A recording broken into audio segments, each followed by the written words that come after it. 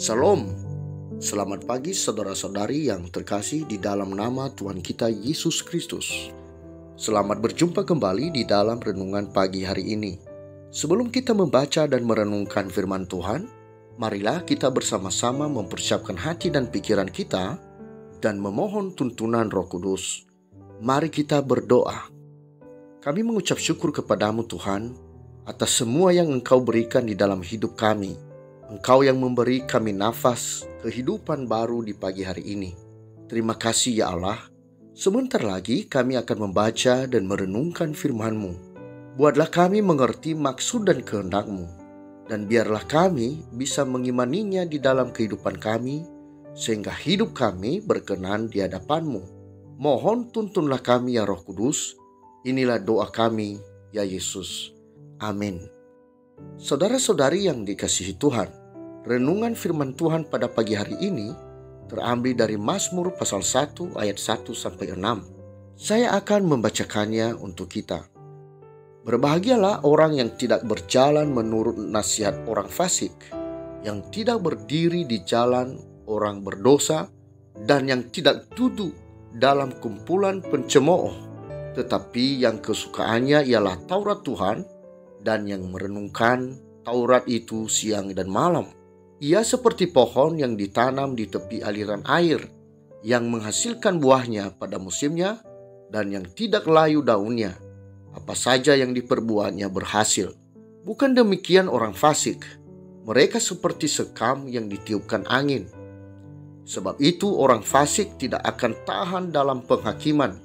Begitu pula orang berdosa dalam perkumpulan orang benar. Sebab Tuhan mengenal jalan orang benar, tetapi jalan orang fasik menuju kebinasaan. Saudara-saudariku yang terkasih, judul renungan pada pagi hari ini adalah berpaling dari godaan. Saudara-saudari yang dikasihi Tuhan, seorang anak remaja diolok-olok oleh temannya. Ia dikatakan tidak gaul atau kurang pergaulan dan sok suci oleh teman-teman sebayanya.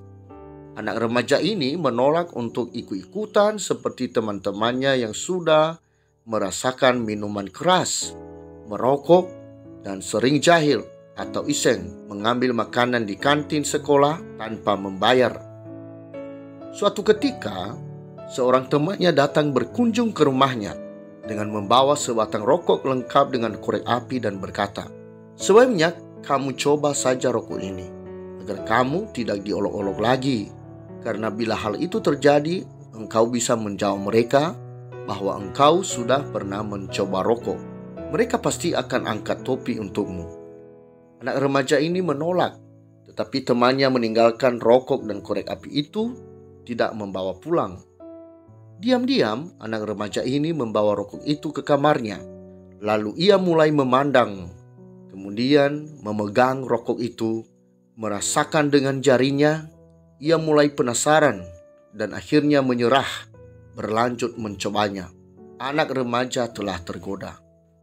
Sama seperti peristiwa awal manusia jatuh dalam dosa, sebelum Hawa mengambil buah dari pohon pengetahuan tentang yang baik dan yang jahat, ia telah mendengarkan hasutan dan memberi perhatian atas apa yang dikatakan iblis kepadanya, yang mengatakan bahwa ia akan menjadi seperti Allah.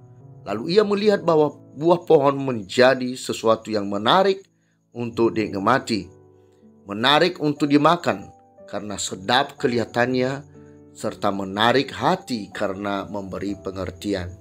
Hawa memakan buah itu lalu memberikannya kepada Adam. Mereka bersama memakannya. Hawa telah tergoda.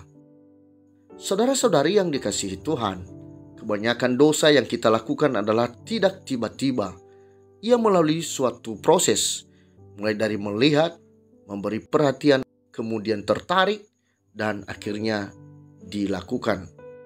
Dosa tidak melulu yang kelihatannya buruk, malah lebih banyak yang menarik, namun sebenarnya memimpin kita kepada kehidupan yang berdosa. Demikianlah cara iblis menggoda manusia untuk membuat kita jauh dari Tuhan. Banyak yang gagal untuk bisa berpaling dari godaan itu. Pencobaan selalu datang silih berganti. Andai saja remaja tadi tidak memberikan perhatian pada godaan yang datang, Andai saja ia cepat berpaling atau lari dari godaan itu dan meninggalkannya, situasinya tentu saja berbeda. Saudara-saudari yang dikasihi Tuhan, hidup orang benar adalah orang yang tidak melakukan dosa, bahkan tidak memberikan kesempatan untuk dosa terjadi.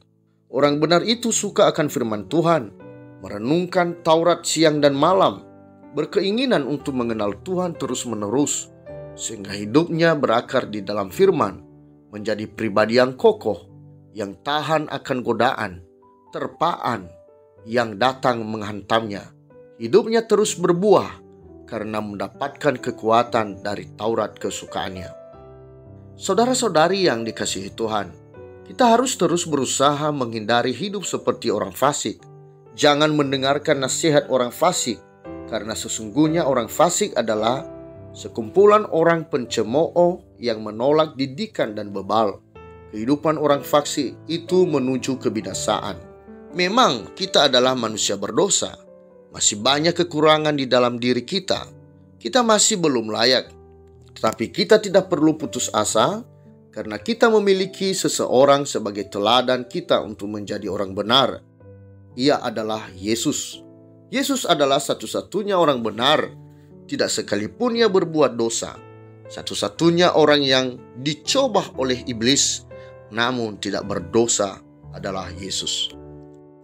Saudara-saudari yang dikasihi Tuhan, banyak godaan di sekeliling kita.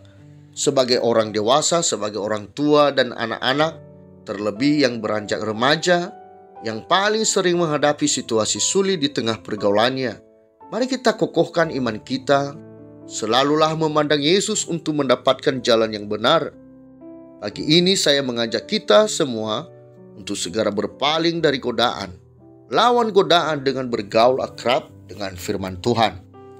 Sebagai nats tambahan, biar kita juga merenungkan apa yang tertulis di dalam kitab 2 Timotius pasal 2 ayat 22 yang berbunyi, sebab itu jauhilah nafsu orang muda, kejarlah keadilan, kesetiaan, kasih dan damai bersama-sama dengan mereka yang berseru kepada Tuhan dengan hati yang murni.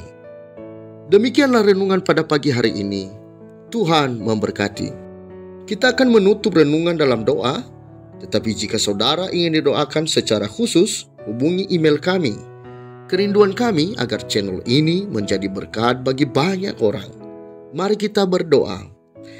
Bapa Surgawi, kembali kami datang kepadamu.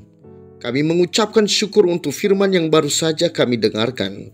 Jadikanlah kami pelaku firman-Mu ini. Firman yang mengajarkan kami untuk hidup benar.